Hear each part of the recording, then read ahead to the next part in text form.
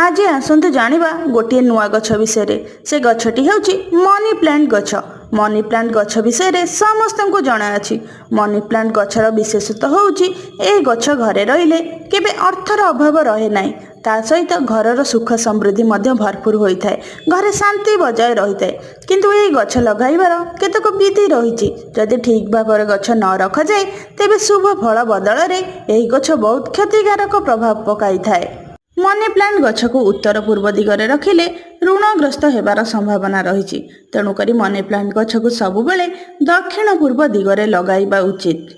सेहीपरि money plant गछ थिबा जो कुंड रही ताहाको संपूर्ण भाव में तले न रखी टेबुल किंबा स्टैंड उपरे रखिबा आवश्यक।